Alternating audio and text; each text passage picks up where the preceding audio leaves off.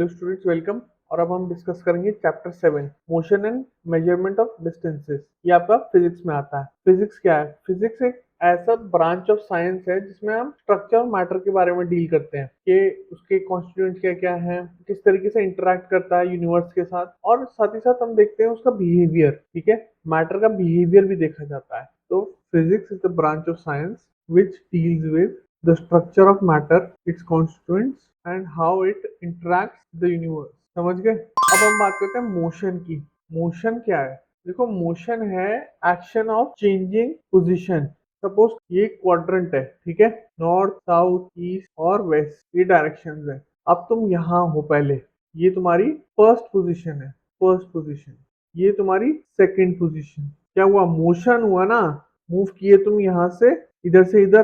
Position की changing को motion बोला जाता है कि it is moving, object is moving. तो मोशन है, motion is the action of changing position. और एक होती है काइनेमैटिक्स करके, उसे उसमें क्या हम करते हैं, स्टडी करते हैं मोशन की विदाउट रिगार्ड टू फोर्सेज और एनर्जी, कि क्या फोर्स लग रही है, क्या एनर्जी लग रही है। अब एग्जांपल क्या है मोशन का? एक भाई, एक बॉल आपने टेबल पे रखी, वो टेबल से गिर गई, रोल ऑफ कर गई। आपने टैप चलाया, पानी टैप से नीचे आ गया। तो वो क्या है? एग्जांपल्स है मोशन के। पानी मूव कर रहा है ना, from one position to another position. तो या बॉल जो है वो रोल ऑफ कर रही है टेबल से, तो वो क्या कर रही है? मूव कर रही है, मोशन में है ना। तो ball rolling from the table, first तो ये हो गई। सेकेंड एग्जाम्पल हो गया water flowing from the tap, ये हो गया सेकेंड एग्जाम्पल। अब हम बात करते हैं डिस्टेंस की। डिस्टेंस क्या है? डिस्टेंस एक क्वांटिटी को रेफर करता है कि भाई एक ऑब्जेक्ट ने कितना ग्राउंड कवर कर लिया, कितना वो मूव किया है। ठीक है, तो जैसे अर्लियर एग्जांपल में मैंने तुम्हें बताया था कि देखो तुम्हारी फर्स्ट पोजीशन ये है, फर्स्ट पोजीशन और सेकंड पोजीशन। अब तुम फर्स्ट पोजीशन से सेकंड पोजीशन में जो बीच में उनके डिफरेंस होगा वो डिस्टेंस कहलाता है। अब वो डिस्टेंस किस तरीके से मेजर किया जा सकता है? उसके अलग अलग यूनिट्स ऑफ मेजरमेंट है, मीटर्स में, किलोमीटर्स में, सेंटीमीटर्स में, मिलीमीटर्स में। तो डिस्टेंस को हम बोलते हैं, distance is the quantity which refers to how much ground या area an object has covered। समझ गए? डिस्टेंस को इस तरीके से बोला जाता है। अब डिस्टेंस क्या है?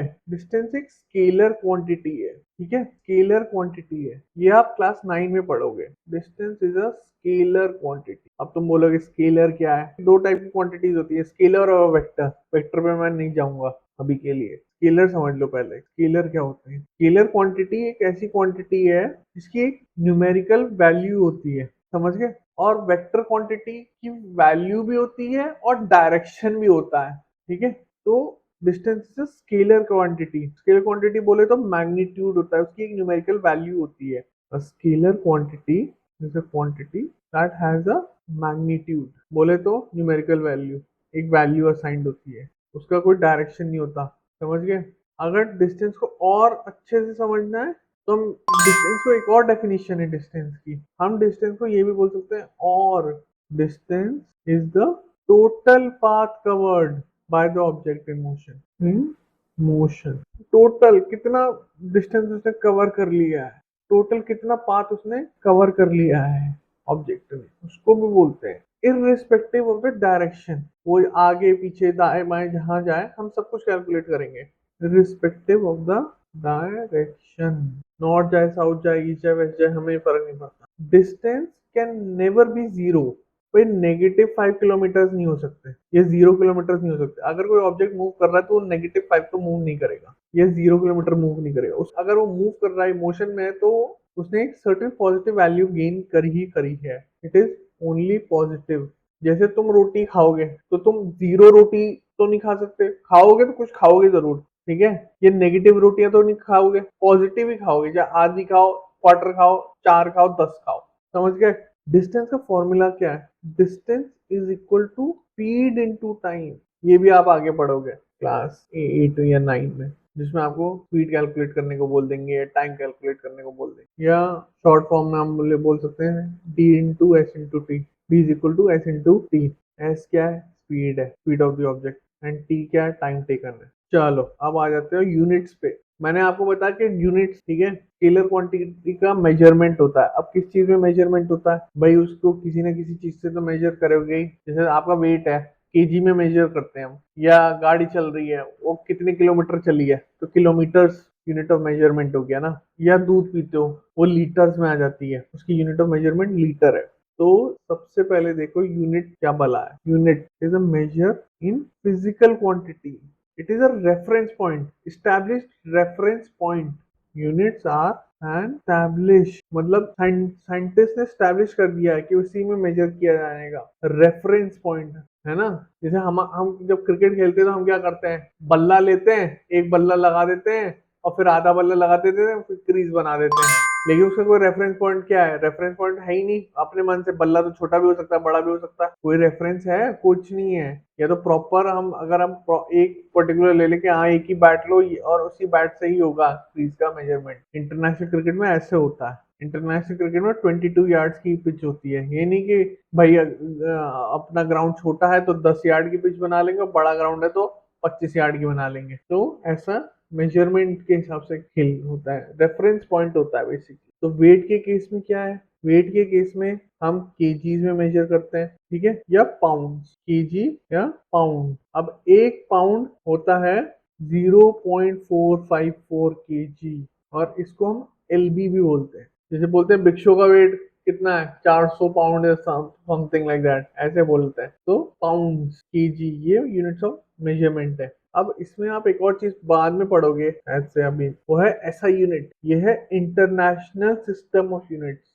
इंटरनेशनल सिस्टम ऑफ यूनिट ये बताती है कि क्या यूनिट है जिससे हम मेजर कर सकते हैं किसी चीज को। जैसे वेट केजी में किया जाएगा, डिस्टेंस किलोमीटर मीटर, एक होती है लाइट ईयर्स, वो गैलेक्सी को मेजर करने के काम आती है। एक जस्ट जनरल नॉलेज के लिए समझ लो। तो इंटरनेशनल सिस्टम ऑफ यूनिट्स भी है, समझ गए। अब डिस्टेंस का बताता हूँ। डिस्टेंस के 1 किलोमीटर में कितने मीटर्स होते हैं, 1 मीटर में कितने सेंटीमीटर होते हैं, 1 सेंटीमीटर में कितने मिलीमीटर। ये भी एक क्वेश्चन आ सकता है जो आपको पूछ सकता है कि भाई कितने मीटर होते हैं 1 किलोमीटर में। तो 1 किलोमीटर में होते हैं 1000 मीटर, और 1 मीटर में होते हैं 100 सेंटीमीटर, और 1 सेंटीमीटर में हुए 10 मिलीमीटर। समझ गए, ये इंपॉर्टेंट है, याद रख लेना। अब आ जाते हैं मेजरिंग में। हम स्केल से मेजर करते हैं चीजें। टेलर के पास इंच टेप होती है कुछ, उनके पास टेप सी, उससे वो कपड़े की लेंथ मेजर करते हैं। हमें कितनी लंबी लाइन खींचनी है, जब हमें डायग्राम बनाना है तो हम कितनी लंबी लाइन खींचते हैं, तो उससे कैसे होते हैं, स्केल से मेजर करते हैं। स्केल से कैसे मेजर हो सकती है, कोई भी ऑब्जेक्ट जो स्केल से मेजर हो रहा है वो स्ट्रेट लाइन मेजरमेंट होगी। भाई अगर आपको लेट से आपको अपना टेबल का मेजरमेंट लेना है तो क्या होगा, स्केल से मेजरमेंट होगा। तो measurement using scale is always done in straight line, टेढ़ा मेढ़ा करके थोड़ी होगा। लेकिन मैं आपको एक इंटरेस्टिंग बिट बताता हूँ। इंटरेस्टिंग बिट ये है, जब हम मोबाइल का स्क्रीन साइज मेजर करते हैं ना, जैसे मान लो ये तुम्हारा मोबाइल है, इसका स्क्रीन साइज मेजर करना है मुझे, तो मैं स्क्रीन साइज ऐसे मेजर नहीं करूंगा। नो, स्क्रीन साइज कभी ऐसे मेजर नहीं किया जाता। वर्टिकली मेजरमेंट नहीं होती है उसकी, होती है मोबाइल की स्क्रीन हमेशा डायगनली मेजर होती है। ये देखो डायगनल भी स्ट्रेट लाइन ही है, क्योंकि मोबाइल मैन्युफैक्चरर्स ने डिसाइड किया है कि आप स्ट्रेट लाइन में मेजर नहीं करेंगे। जब आप स्क्रीन साइज मेजर करेंगे, आप स्क्रीन साइज मेजर करेंगे डायगनली, 10 इंच है, 6 इंचेस है, 8 इंचेस है, इस तरीके से मेजरमेंट होता है। समझ गए। अब कर्व लाइंस को कभी मेजर नहीं किया जा सकता फ्रॉम अ मीटर स्केल। एक कर्व लाइन ऐसे चल रही है, ये हो गई आपकी कर्व्ड लाइन। तो we cannot measure the length of a curved line using a metre scale. तो हम कैसे मेजर करेंगे, थ्रेड से मेजर करेंगे। तो स्केल ऐसे जाके ऐसे जाके ऐसे तो नहीं जाएगा, हम थ्रेड से मेजर करेंगे। पहले हम धागे को लगाएंगे इधर स्टार्टिंग पॉइंट, फिर यहाँ, फिर यहाँ, फिर इधर, और ये एक एक करके 1 2 3 4 5 6 7 धीरे धीरे करके हम थ्रेड से मेजरमेंट करेंगे। और फिर बाद में क्या करेंगे, उस थ्रेड को खोल देंगे और स्केल से उसे मेजर कर लेंगे कि कितना लेंथ है। We use a thread to measure the length of a curved line. चलो अब टाइप्स ऑफ मोशन समझ लो। टाइप्स ऑफ मोशन, सबसे पहले आता है ट्रांसलेशनल मोशन, देन आता है रेक्टिलिनियर मोशन, तीसरे नंबर पे है आपका रोटेशनल, चौथे पे है ऑसिलेटरी, पांचवे पे आ गया आपका पीरियोडिक। ठीक है, सबसे पहले समझ लो ट्रांसलेशन मोशन क्या होता है। ट्रांसलेशन मोशन ये हो गया जिसमें बॉडी के सारे पॉइंट्स मूव कर रहे हैं, यूनिफॉर्मली मूव कर रहे हैं और सेम डायरेक्शन में मूव कर रहे हैं। समझ गए? सेम डायरेक्शन में मूव कर रहे हैं, यूनिफॉर्मली मूव कर रहे हैं। तो क्या एग्जांपल हो सकते हैं ट्रांसलेशन मोशन के? जैसे अगर जब कोई चिड़िया उड़ रही है, ठीक है, जब कोई चिड़िया उड़ रही है तो क्या हो रही है, वो एक ही डायरेक्शन में मूव कर रही है, उसके सारे ऑर्गन जो हैं एक ही डायरेक्शन में तो जा रहे हैं। ऐसे थोड़ी है सिर पीछे जा रहा है, बॉडी आगे जा रही है, सिर भी आगे जा रहा है, बॉडी भी आगे जा रही है। या फिश जब मूव करती है तो किसमें जाती है? ट्रांसलेशन मोशन में जाती है। तो translation motion is a type of motion in which all points of the body move tandemly, मतलब यूनिफॉर्मली। ठीक है, example man walking on the road. तो ये हो गया आपका ट्रांसलेशन मोशन। अब आ जाते हैं रेक्टिलिनियर मोशन पे। रेक्टिलिनियर मोशन में क्या होता है? ऑल पॉइंट्स, जो पूरी बॉडी है वो एक स्ट्रेट लाइन में चल रही है। Rectilinear motion, all point move in a straight line. Points के बदले तुम बोल सकते हो body, body moves in a straight line, object moves in a straight line ना, स्ट्रेट लाइन। पॉइंट वर्ड से कंफ्यूज मत होना। पॉइंट क्या है? एक ऑब्जेक्ट है, तुम एक ऑब्जेक्ट हो, ठीक है। जब तुम चल रहे हो तो तुम्हारे हाथ, तुम्हारे पैर, तुम्हारा सिर उसी एक डायरेक्शन में चल रहा है ना। हाथ पैर सिर क्या है? पॉइंट्स समझ लो। बॉडी क्या है? ऑब्जेक्ट है। तो all points move in a straight line. Example train moving on a track. भाई जब ट्रेन चलती है तो वो एक ही डायरेक्शन में तो चलती है। तो train moving on a track is an example of a rectilinear motion. जब आ जाओ अब रोटेशनल पे। रोटेशनल मोशन, जिसको हम सर्कुलर मोशन में बोलते हैं, ये सेल्फ एक्सप्लेनेटरी है। सर्कुलर मोशन में क्या होगा? ऑब्जेक्ट सर्कल में मूव करेगा, गोल गोल घूमेगा। जैसे वो मेलों में कैराउजल या मैरी गो राउंड होता है तो बच्चे घूमते हैं, वो सर्कुलर मोशन में चलता है, गोल गोल करके। In rotational motion points of an object move in a circle. All point move.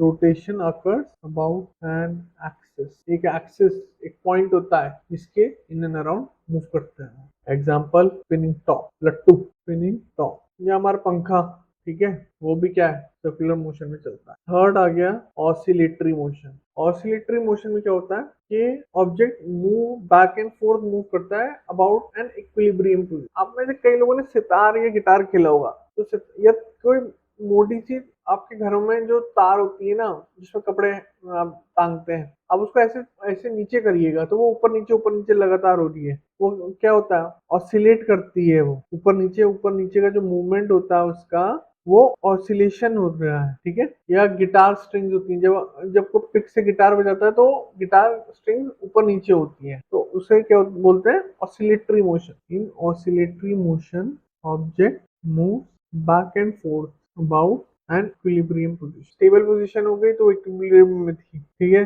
कुछ मूवमेंट नहीं हो रही थी। जैसे ही आपने उसे टच किया ऊपर नीचे होने लग गया, तो वो इक्विलिब्रियम से डिस्टर्ब हो गया उसका इक्विलिब्रियम पोजीशन। ऊपर जाएगी, नीचे आएगी, वापस आएगी, फिर ऊपर। जब पूरा वाइब्रेशन खत्म हो जाएगा वो फिर से अपनी करेक्ट पोजीशन में आ जाएगी, ठीक है, स्टैगर्ड पोजीशन में आ जाएगी। तो इक्विलिब्रियम बोलते हैं। चलो भाई चौथा, यह है पीरियोडिक। पुराने जमाने में पेंडुलम्स होती थी, पेंडुलम वॉचेस होती थी, अभी भी शायद से कई घरों में होती होंगी। वो क्या करती हैं? पीरियोडिक मूवमेंट करती हैं। हर मिनट में वो कभी इस तरफ मूव करेंगी, कभी उस तरफ मूव करेंगी, ठीक है। पीरियोडिक मोशन में क्या होता है? जैसे ये है, ये मान लो 1 2 3, पेंडुलम ऐसे घूमता है, फिर इस तरफ घूमता है, पहले इधर आएगा, फिर वापस जाएगा, फिर इधर आएगा। हर 60 सेकंड में इसका मूवमेंट होगा, या जिस हिसाब से वो कैलिब्रेटेड होता है, ठीक है। इसको बोलते हैं पीरियोडिक मोशन। मतलब एक पीरियड, एक टाइम के बाद वो मूवमेंट उसकी होगी, समझ गए? जिस इंटरवल पे, टाइम इंटरवल पे सेट होगा, उस हिसाब से उसकी मूवमेंट होगी। फर्स्ट पोजीशन से सेकंड में जाएगा, फिर सेकंड से फर्स्ट में आएगा, फिर फर्स्ट से थर्ड में जाएगा, फिर थर्ड से वन आएगा, फिर सेकंड जाएगा। ये है पेंडुलम का एग्जाम्पल। तो in periodic motion, object's motion is repeated over periodic time intervals. Example, movement of pendulum. समझ गए? अब कुछ ऑब्जेक्ट्स होते हैं जो डुअल मोशन पे होते हैं, तो दो दो टाइप के मोशन एक साथ करते हैं। Example where object undergo dual motion. एक व्हीकल मूव कर रहा है, ठीक है, एक गाड़ी मूव कर रही है, कार, बस, ट्रेन, वो दो टाइप के मोशन दिखाती है। फर्स्ट हो गई रेक्टिलिनियर मोशन। क्यों? क्योंकि वो एक स्ट्रेट लाइन में मूव कर रही है। और उसके व्हील्स क्या दिखाते हैं? Circulatory motion. Example train, it's movement showcases its movement showcases rectilinear motion while its wheels rotate in a circular motion. समझ गए?